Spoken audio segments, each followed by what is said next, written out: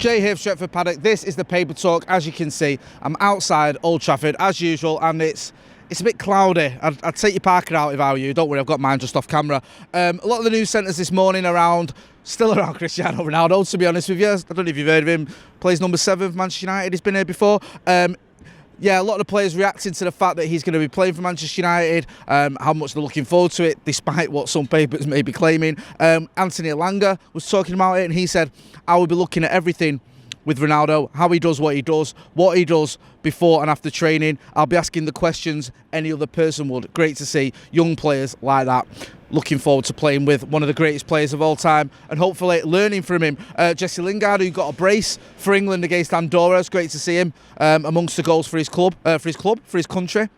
He did the Sue celebration, if you saw that. He's obviously giddy at the prospect of playing alongside Cristiano Ronaldo. If he gets a lot of game time, that is, for Manchester United, he seems to sort of be more favoured by Gareth Southgate than Ole Gunnar Solskjaer at the minute. But hopefully he will get some game time and he can play a part in some success this season. Paul Pogba has been speaking about it as well. He spoke to Telefoot while he's away with the French squad, and he said it's always a pleasure to play with the best. It's a plus for the players to be able to train with a great player. He's going to raise the level of the team. So when you've got someone like Paul Pogba talking about how much he's looking forward to playing with a player, you know that player must be pretty good. And let's face facts, Cristiano Ronaldo, he's all right, isn't he, at football? There's also a little bit of news around Donny van der Beek, his agent, who is quite loquacious, shall we say, verbose. Yeah, he's been running his mouth up again, talking about Van der Beek and saying that about a proposed move in the summer. And he says, the way the conversation went this time compared to last summer, things are much more clear now. I have full expectations that Donny will get his chance now. Donny worked extremely hard in the summer. He only had 7 days off. The rest of the summer he trained to become top fit.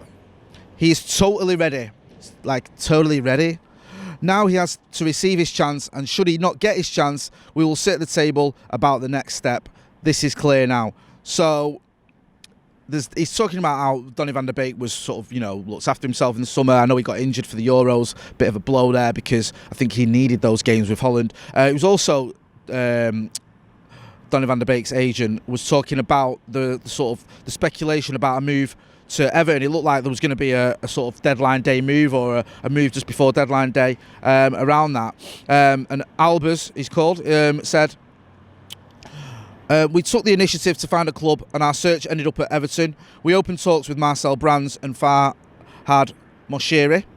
On Monday night, just before deadline day, we received a call from Solskjaer and the club, who told us that a transfer was out of the question and that he had to report himself to training the next morning. And then he sort of goes on to say that Donny went to England to play in the Premier League. Didn't get a lot of Premier League chances last season, did he? I think it was 4 starts in the Premier League, I think. He hasn't, has he even had any? Yeah, he's not even had any minutes, has he, in the Premier League this season? So, listen, the Donny van der Beek debate has been raging on almost since he arrived. He hasn't played a lot of football for Manchester United. There's a lot of fans out there who want to see more of him. I don't want to keep repeating myself, but I'll be honest, I didn't see a lot of him at Ajax. I saw a little bit, didn't see a lot. I'm only judging him off what I've seen for Manchester United. And for Manchester United, I haven't seen a lot because he hasn't played a lot. But I think that perhaps he's got to show more when he does get his chance, whilst needing more chances, if that makes any sense. Because I think when you look at the games against Leicester, where he started in the league and in the FA Cup, didn't cover himself in glory, but then you can argue, well, how many starts did he get? He got 4 Premier League starts and, a few in the Cups. It's not enough. So it's a bit of the chicken and egg thing. What is it? Is it his fault for not taking the chances he's given, or does he deserve more chances? I think he will get more chances this season. I think that you will see a bit more rotation, and I think you've got to give a player like Donny van der Beek at least some chances, because, you paid 35 million isn't the world for a player nowadays. We see players go for that who are, almost championship level. But when you buy a player like that, a young player, you'd expect that when Edwin van der Sar helped broker that deal, he was sort of told that he was in safe hands, that Donny van der Beek was going to be looked after, not that he'd be bench warming for the rest of his time at Manchester United. So we'll have to see how that one pans out. Ole Gunnar Solskjaer has some decisions to make. It'd be good to hear from Donny van der Beek himself, wouldn't it, rather than just his agent, because we hear from his agent all the time. You'd like to know what Donny van der Beek feels, because from what I gather, he's not really made any noises, not really kicked off or anything. It just seems a little bit like his agent is the one who's making all the noise. Guido Albers is his agent. Nice name. I'm going to talk about it. It's not necessarily Manchester United related, but it's such a talking point that we can't ignore it. Brazil versus Argentina. What the flipping heck was going on there? I don't know if you saw this last night. There was a game between Brazil and Argentina, obviously, World Cup qualifier, and it was abandoned after Brazilian sort of authorities, I think it was Brazilian medical authorities or health authorities, invaded the pitch to arrest, if that's the right term, or apprehend some of the Argentinian players from the Premier League who not followed quarantine procedures and just got on a plane and said, you know what, we're going to this game, we're going to play. And the Brazilian authorities, well, you can't do that, and like, we're going to do it anyway.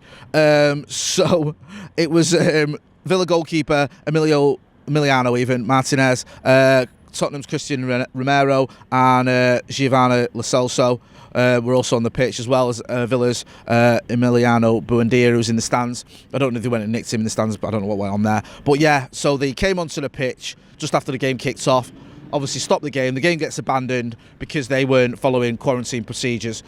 I mean, it was absolute chaos, and just when you think football can't throw up any more craziness during this pandemic or post-pandemic or whatever you want to call it, we find a new sort of bizarre episode. So yeah, if you've not seen the footage, I suggest you go and check it out because it was absolutely amazing.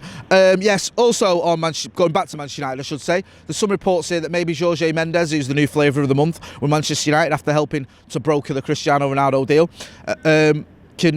hopefully he can help maybe Manchester United get Ruben Neves. He's Ruben Neves' agent. There's some reports, I think, in the Daily Express that Manchester United could come in for Neves again, perhaps in January, and Jorge Mendes may be able to broker that deal. It could be this ideal signing for United in January. I mean, I think January could be an interesting one, depending how things pan out. If United are sort of flying high and it looks like we don't need anyone and in midfield looks comfortable, then I don't expect us to do anything. If there's still issues in midfield and it's costing us games, costing us points, costing us challenging, then I wouldn't be surprised if United went for it again in January and brought in a midfielder. I wouldn't be surprised as well if Jesse Lingard, who I mentioned earlier, of course, if that has some sort of say in it. If Lingard is looking like he needs more games to have any chance of going to the World Cup, he may want to move. Someone may want to bring him in January, because you think about what he did at West Ham last January, someone may look at it and go, listen, if we spend, you know, he'll only have 6 months or whatever left on his contract, but if we spend 15 million on Jesse Lingard, that could be the difference between us getting a Champions League spot or a Europa League spot and not getting it, and that could be worth more than 15 million quid to us, and that money may enable Manchester United to pursue midfielder. I know there's an untold amount of ifs and buts and maybes in that scenario, but there you go.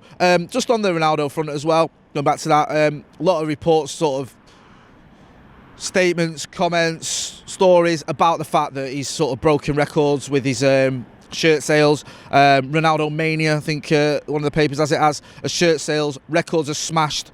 Manchester United are reaping the rewards from their Ronaldo reunion. This is in the Mail.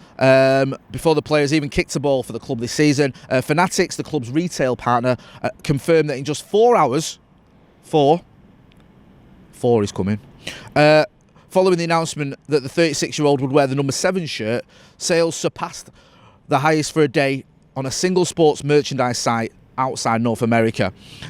So we saw there was queues here, I think, when Friday morning when the sales went on the shirts went on sale. Regardless of what you think about buying shirts, or whether you own Glazers out, don't buy the shirts or whatever, there's no surprises that the records have been broken. Obviously, a lot of people absolutely buzzing that Cristiano Ronaldo is back, and they're going to be buzzing on the 11th, Saturday, when he makes his return debut, hopefully, against Newcastle. Tickets for that are like rocking horse poop. You can't get them. But I'll be here anyway. Make sure you're checking out all the other videos we've got on the channel. There was myself and Stephen Howson on the Brew last week talking about Ronaldo, if you want to check that out. We've got all the good stuff as well. We'll have the Paddock podcast coming up later on. We'll have all the usual stuff, and we'll be looking ahead to the Newcastle game as well later on in the week. So make sure if you're not doing, you are liking, sharing and subscribing. We're over 600,000 subscribers now, so let's get to 700,000. Let's see if we can get there before the season ends. There you go, there's a target. Why not just pick that one out of the air? Let's get to 700k before the end of the season. I've been Jay Motty. This has been a Paper Talk where it looks like we might get a little bit of rain. It's spitting, get them in. Thanks for watching.